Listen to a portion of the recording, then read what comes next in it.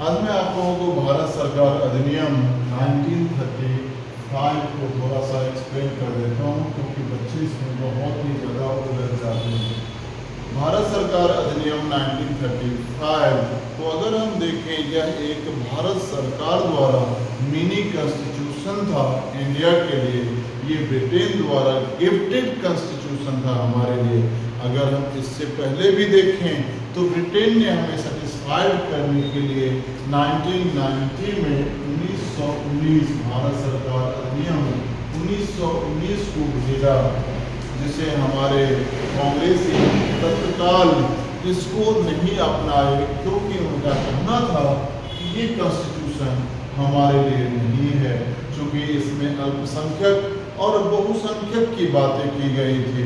अल्पसंख्यक और बहुसंख्यक में जब हम लोग बटेंगे तो कहीं न कहीं हमारी राइट्स, हमारा अधिकार, हमारी मांगे ये कमज़ोर हो जाएगी। और इसी को देखते हुए कहीं न कहीं हमारे कांग्रेसी इसको स्वीकार नहीं किए थे भारत सरकार अधिनियम 1919 को।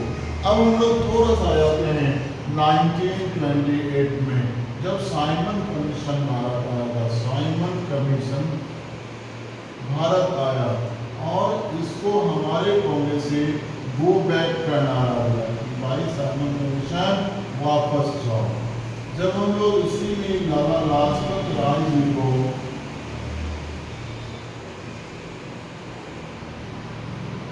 जी का निधन हो, देखिए अब यहाँ पर हम देखते हैं कि ब्रिटेन की मंशा गलत नहीं थी। ब्रिटेन ये देख रहा था कहीं न कहीं कि 1919 की जो भारत सरकार अधिनियम है इसको भारत क्यों नहीं स्वीकार कर रही है।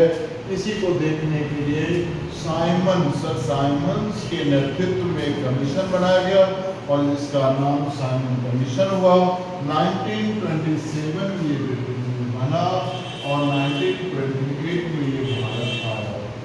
जब भारत आया तो हमारे कांग्रेसी इस वजह से इसको आने नहीं देना चाहते थे कि कहीं न कहीं फिर 1919 का जो मुद्दा है भारत सरकार अधिनियम 1919 अल्पसंख्यक और बहुसंख्यक वाली जो बातें हैं कहीं न कहीं यहाँ पर फिर दोहराई जाएगी और हम लोगों के बीच एक बीज बोने का काम हो जाएगा। इसीलिए हमारे कांग्रेसी पुरजोर रूप से, खुले रूप से इसका विरोध करते हैं और साइमन कमीशन गो बैक का नारा देते हैं, जिसमें लाठी चार्ज हुआ और इसी में लाठी लगने से लाला लाजपत राय का निधन हो जाता है। जब लाला लाजपत राय जी कहते हैं कि हमारे शरीर पर लगा हुआ एक एक जख्म ताबूत अंग्रेज सरकार के लिए ताबूत का किल साबित होगा, और निश्चित तौर पर ये हुआ भी, चाहे कॉलोनियल गवर्नमेंट हो, औपनिवेशिक सरकार हो या लोकतांत्रिक सरकार हो। निहत्थे लोगों पर जब लाठीचार्ज होती है तो किसी भी गवर्नमेंट के लिए आसान नहीं होगा।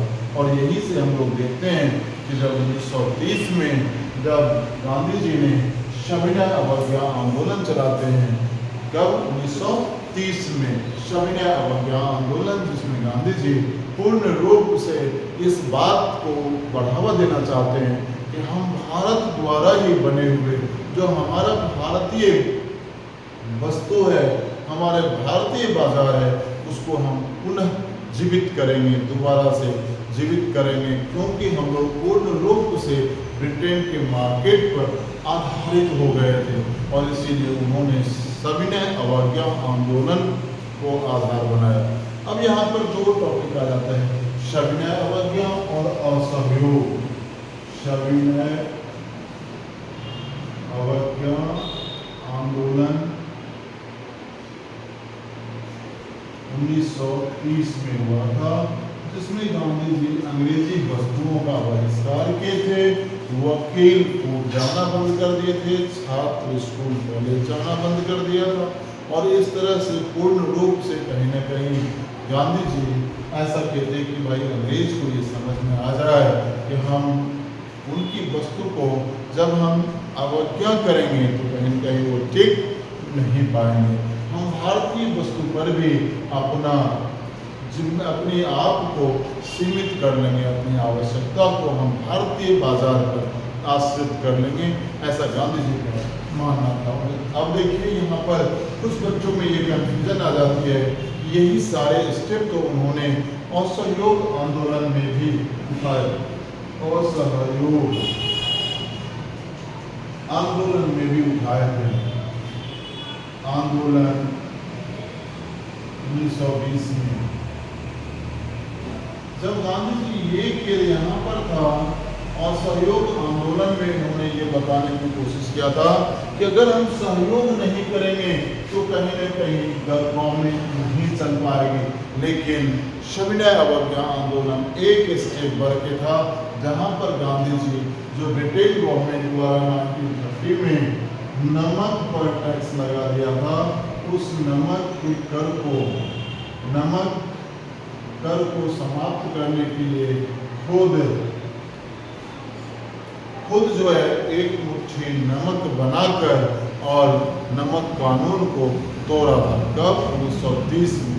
यही कहीं न कहीं असहयोग में और सविनय अवज्ञा का मूल डिफरेंस भी है कि जब असहयोग में चौरा कांड हो गया, जिसके कारण गांधी जी उस आंदोलन को बंद कर देते हैं और यहाँ पर खुद गांधी जी अपना कानून को हाथ में लेते हैं या तोड़ते हैं और कहीं न कहीं 1930 में नमक कानून को तोड़ने का काम गांधी जी करते हैं। अब हम लोग सीधा फिर पहुंच जाते हैं 1935 के एक्ट में, यहाँ पर ब्रिटिश गवर्नमेंट पूर्ण रूप से 1935 का एक्ट जब हमने भेजा, इससे पहले भी बहुत सारी घटनाएं हुई, लेकिन हम लोग 1935 के एक्ट को देखते हैं 1935, जिसको हम लोग मिनी कॉन्स्टिट्यूशन के नाम से जानते हैं। ये मिनी कॉन्स्टिट्यूशन में जब हम 1919 को भी देखते हैं और आपके मन में एक प्रश्न आएगा कि भाई 1919 के एक्ट को हमने स्वीकार नहीं किया, लेकिन 1935 के एक्ट को स्वीकार क्यों किया? क्योंकि यहाँ पर पूर्ण रूप से भारतीयों की बातों को रखने का एक आधार मिला था। इससे पहले हमने बहिष्कार करके भी हमें कुछ प्राप्त नहीं हुआ था। इसी वजह से 1935 के एक्ट को हमारे कांग्रेसी और इसमें कुछ अमेंडमेंट भी कर दिए गए थे, जिसके आधार पर हमारे कांग्रेसी 1935 के एक्ट को स्वीकार कर लिए थे।